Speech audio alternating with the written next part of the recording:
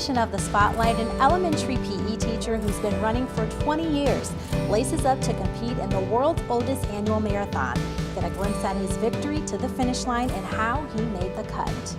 Plus, fifth graders get a first-hand look at the careers of FBI agents. Find out what these students are learning about cracking the case.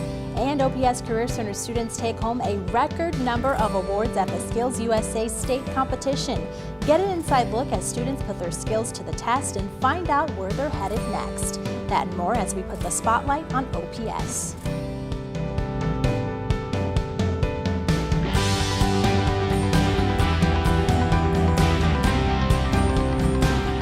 Hi, I'm Dara Newson with the Omaha Public Schools Office of District Communications. Thank you for joining us for this edition of The Spotlight.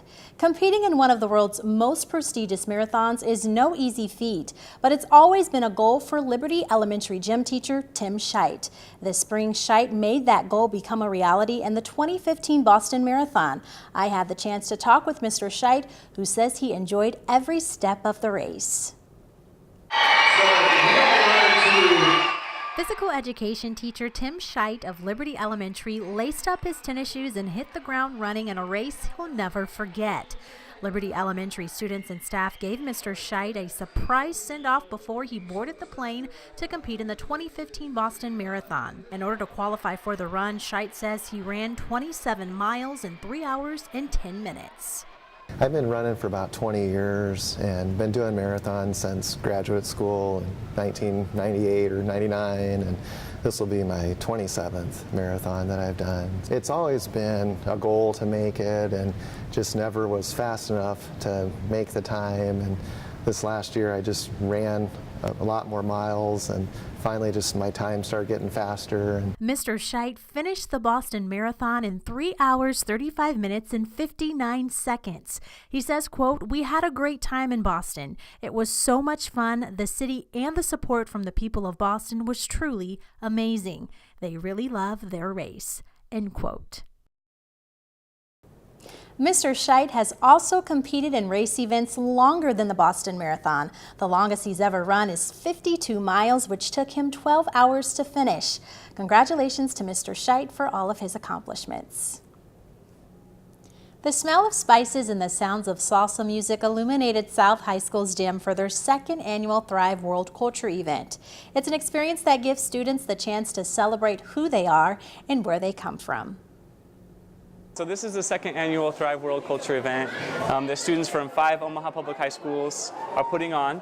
All these students are part of a club called Thrive Leadership Club, and it's in Bryan, South, Central, Benson, and Northwest. We have 4 tents, one representing the various countries of Latin America, one representing Nepal, one representing Thailand, and then the last one is Africa. The idea is that you would experience the country as if you were there. All the sights and smells and tastes that you would experience in that country. The students have been working really hard for the last several months. They are the ones who have made this happen. They're the ones who are designing everything. They're the ones who created their booths and designed how they want it to look and what information they wanted to have in there. They want to be able to maintain their culture. Many of them have fear. They have a fear of losing their culture with the passing of time here in the United States. And so what they're hoping that this event will do would just reinforce where they come from. This is a celebration of who they are and just maintaining their roots. The Thrive World Culture event will be held again next school year.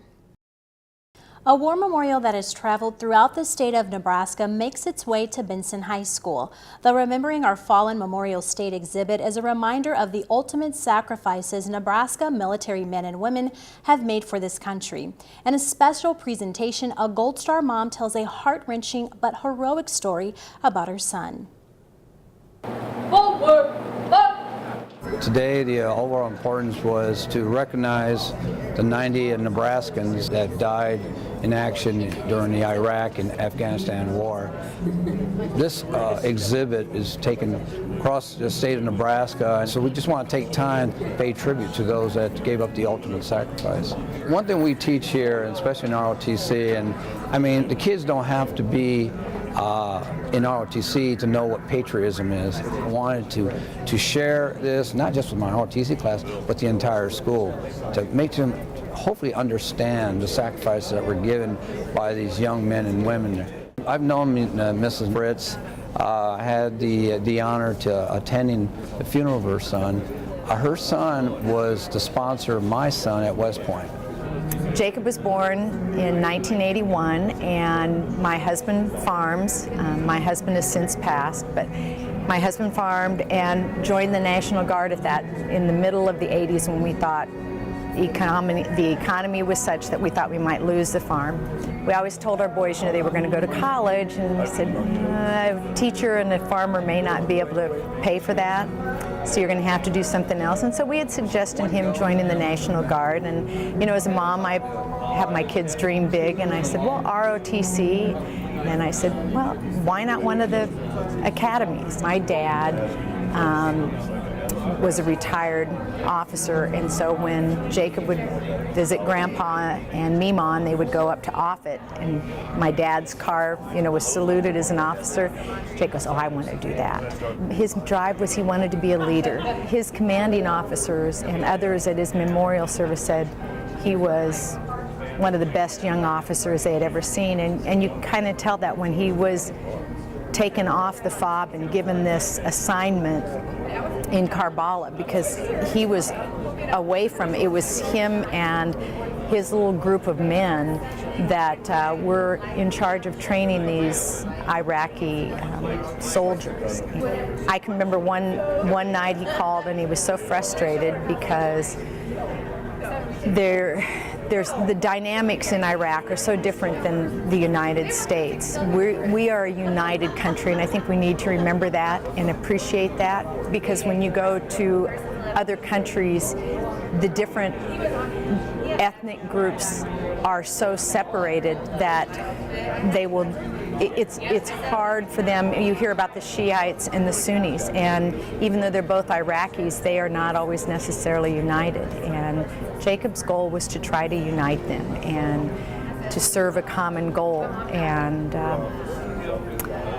he was doing a good job. And they say Muqtada al-Sadr and his group of men wanted him out of there. It's hard, and there are times when I speak, my voice cracks, and it's difficult. But if you were to meet my son Jacob had a huge smile and gave everybody a chance. It didn't matter who you were, where you were from, anything. He was just one of these people that just loved people and wanted you to have that love of life and love of country. And so when I'm asked to do things like this, I look and I think, I've got to go out there and do this. I've got to honor my son. So I'm doing this in his honor. He's right there saying, you go, girl. If you're wondering where the Memorial State exhibit is headed next, just visit the Remembering Our Fallen website. Have you ever wondered how our nation's top investigators solve the biggest crimes and protect us from many of the most dangerous criminals? Fifth graders at Central Park Elementary learned about that recently as they teamed up with members of the FBI. The FBI has partnered with Omaha Public Schools, specifically Central Park Elementary, for more than 20 years. So for more than 20 years we've been coming here, 6 FBI employees to a classroom, 3 fifth grade classrooms. We work on several different things. We start by getting to know them and them getting to know us, what the FBI really does, how the FBI becomes involved in something when there's a federal nexus. We explain it to them in ways they would be aware of, such as kidnapping, missing children, things like that. We work a lot on safe online surfing, staying safe on the internet. We'll talk about the seal, what the seal means to us, what their seal of their school means to them, how to be a good citizen, ways to avoid getting in trouble. I think it's great because it can help a lot of kids stay out of bad things, like gangs, all that type of stuff, and robberies. It helps them more think more about school than skipping school, because school is more important than all that type of stuff. What I do notice is what their perception of the FBI and before they get here to what they learn from them, that changes dramatically because they just think of, you know, what they see on TV, and what they learn is all of the skills that they need that they're learning in school are things that they would use at the job of being an FBI agent. They taught me that it's not just about how much fun you have, it's about you have to get the work done. We have done like a group thing where we have to write how you think about another person, whether it's positive or negative, so we can change that way. We're in the 5th session of Junior Special Agent training, and this is the fit day. Now we're actually going through the motions of showing them what you have to do to be a special agent, and they're doing sit-ups, push-ups. Shooting basketball isn't part of it, but it's a fun thing for the kids. And then running. We talk about the importance of running and the importance of staying in shape. They have to come up with a team name. They have to cheer each other on. They get points for cheering each other on and building each other up. And then we will announce the winners at our next class, which is the evidence response team. The last day of the program is graduation, and they travel to the Omaha field office and tour our building with their teachers and their mentors, and ending with the graduation where they're sworn in as junior special agents. The Central Park students' experience with the FBI is capped off with the students being sworn in as FBI Junior Special Agents. Several OPS Career Center students are gearing up to travel to Louisville, Kentucky for a nationwide competition. The Skills USA Nationals give students the chance to go head-to-head with peers from all around the nation. They compete in areas of studies such as digital cinema, healthcare, and radio production. In order to go, the students had to pull off first-place wins at the state competition right here in Omaha. 63 OPS Career Center students have been hard at work preparing for this week. In April, individuals and teams competed against hundreds of their peers at the Skills USA state competition at the CenturyLink Center, where they test their knowledge and skills in the career field they study. It was life-changing. It's really a unique experience when you do something you love and you actually get awarded for it. I was pretty confident. I thought I was going to win, but I definitely felt a little rush. I was too excited. Tim and Sean went up against 7 other teams from across Nebraska in the video production competition. From audio and radio production to carpentry, construction, and welding. Over the course of 3 days, students persevered through stiff competition, and they finished as champions. We had 20 minutes for each category section that we had, and it went unbelievably fast. Out of 23 students, Tess came in second place. She recalls what it felt like to hear her name called for an award. I didn't know what to do. I just kind of stood up, and then I was like, and then my mind was dumb. It was gone, walked off, and it was bye. And then they put me in a jacket and pushed me up on stage. I was all I don't even know what I'm doing right now. OPS Career Center students placed in other categories too, including photography, health occupations, and broadcast news production. Headed into the competition, the Career Center chapter established 2 goals: increase chapter membership and win 20 awards at state.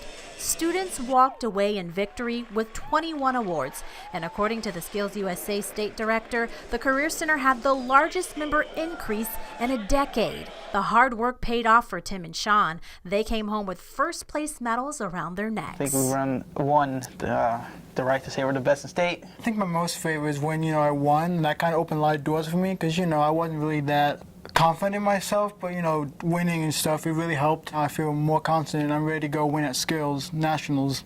Kids for next year are watching this right now. They better do this.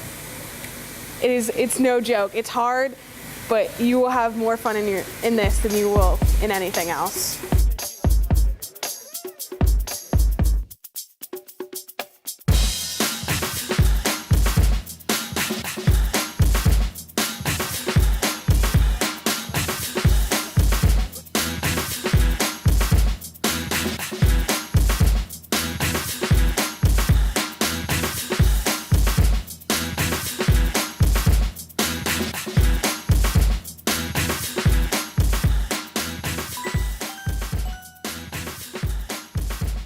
That's all for this edition of The Spotlight. If you'd like to see this program again, watch for it on the Knowledge Network, Cox Channels 18 and 108. You can also see it on our YouTube channel. Just do a search for OPS Web TV. Thank you for joining us and see you next time.